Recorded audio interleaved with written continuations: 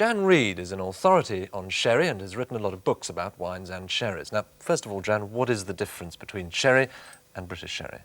Well, real sherry comes from Jerez de la Frontera, from a district in the south of Andalusia.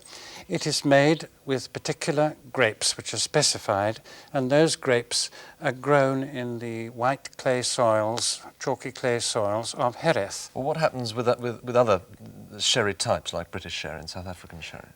I don't know a great deal about making a British sherry. One thing is that it is made from concentrated grape juice, which is produced in countries like Greece and Spain and sent to England in drums. The grape juice is mixed with water and it's vinified. What they do with it afterwards, I honestly don't know. Jan has bravely agreed to do a blind tasting for us and put his palate where his mouth is. We've put out 8 sherry-type products. He's already been tasting some of them, and we're going to leave Jan to tell us which is which. Some are British, some aren't. I know which is, he doesn't. Meanwhile, we took some British sherry and some sherry with us to test the sensitivity of the public's taste buds. Sherry as well. That's actually British sherry. Yeah? Do you know the difference? Nope. Which did you prefer?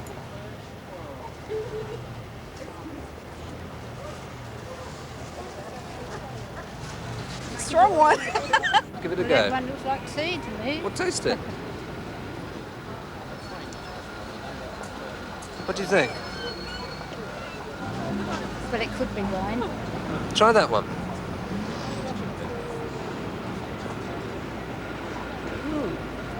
Do you know what they are? I would say they're non-alcoholic.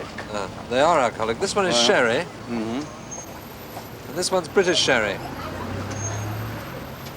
Do you know the difference? No, no. Do you know where sherry comes from? Well, it's supposed to be Portugal, isn't it? In Spain. Oh, Do you know where British sherry comes from? Portugal. Kingston on Thames.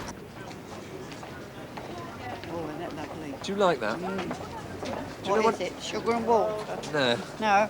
You tell me what it is. You tell Oh, me. it's burning. You tell me what it is. Well, I'm not much good in spirits, but it looks to me like something like cherry brandy.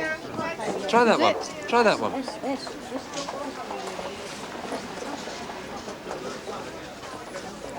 Oh, no, that's stronger than that. Which of these two do you prefer? That one. You prefer this one? It's sugar and water, isn't it? This one's the sugar. This one's not sugar and water. Isn't it? It's British sherry. Is it? Oh, And that's no, real I don't sherry. like that.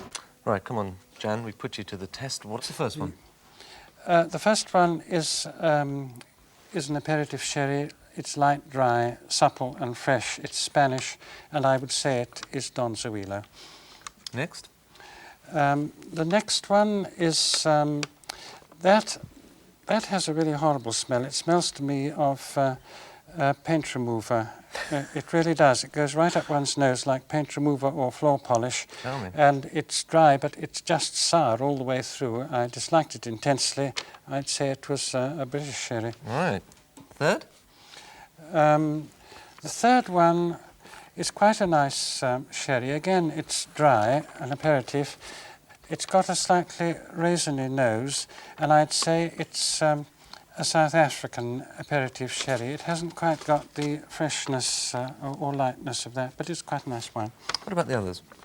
The other three I find much more difficult to distinguish because these are all cream sherries. That is, they have a great deal of sugar in them, either natural grape sugar or added sugar, and it makes it very difficult to distinguish the fruit. Anyway, this one, number 4, this again has that unpleasant oily nose. It reminds me, I'm afraid, of fusel oil, diesel oil. It is a British cream sherry, that. Yes, right. Number 5. 5, I find it a little difficult to say which country this comes from. It's got quite a clean nose. It smells to me rather of muscatel, slightly raisiny. Have a it's guess. Clean and lush. South African, if I'm asked to guess. Right. Number 6. Number 6, here we are back with the fusel oil. That would describe itself as a pale cream sherry. It tastes like crushed saccharin. I can't get much else out of it except an unpleasant oily taste. It's British.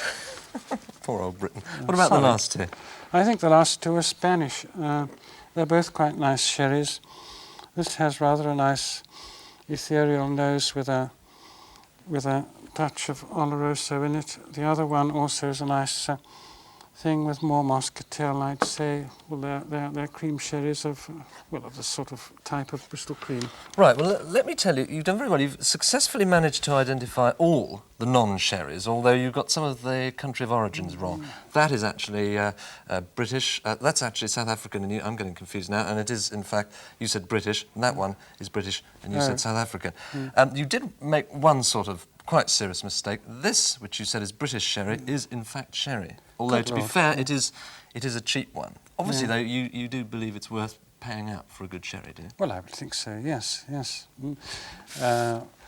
In general, proper sherry is much better value than the substitutes. I mean, That's which what of I've these do always found. you prefer? Well, the sherry I like much the best of all these is this first very good Spanish Fino. You were absolutely right. You got the brand right. That cost £4. Thank you very much for being a good sport, and don't drink too much sherry at Christmas.